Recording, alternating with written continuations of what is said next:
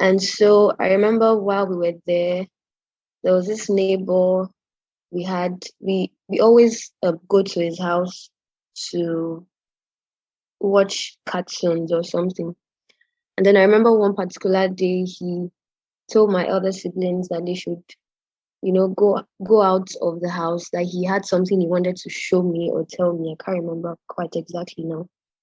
But then I remember they went out and he took advantage of me.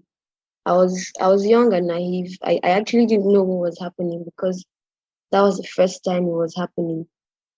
And after he did what he wanted to do, he told me not to mention it to anybody, and if I did, he was going to kill me and stuff like that.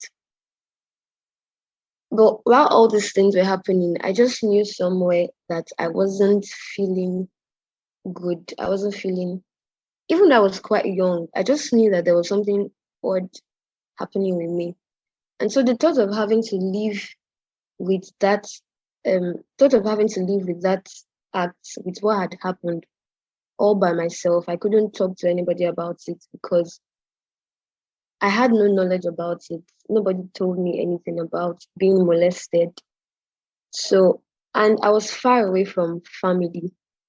My two elder siblings had eventually come back to Lagos to stay with my mom. So I was alone with my uncle and his family.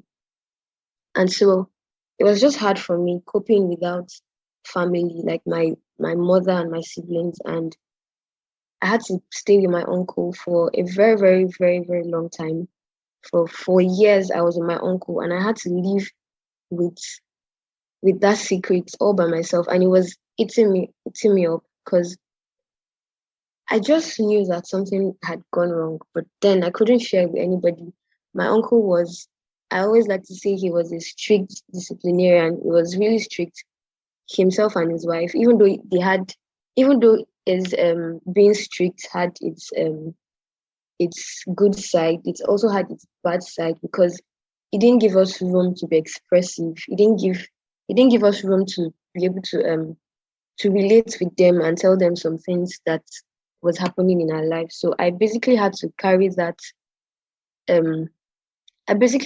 that secret all by myself for a long time. And it was weighing me down. It was affecting my academics. It was affecting a whole lot of things. I moved from being an extrovert to becoming an introvert. I would always want to be all by myself. When everybody's laughing, when everybody's having fun, I would just want to be all by myself because I had something eating me up. And for several nights, I would stay awake and just cry over it. And a whole lot, not seeing my family was also eating me up because it got to a point where I had completely lost a picture of what they looked like. I didn't know what my mom looked like anymore. I didn't know what my siblings looked like anymore. So it was that bad. It was very traumatic for me, and it affected a whole lot of things. Like I said, I was doing bad in academics. I wasn't doing well at all, and all of those things were eating me up. And because from what had happened with that guy, I had felt some sort of will I say excitement from it. So I grew into wanting more of it, even though I didn't know what it was as at that time.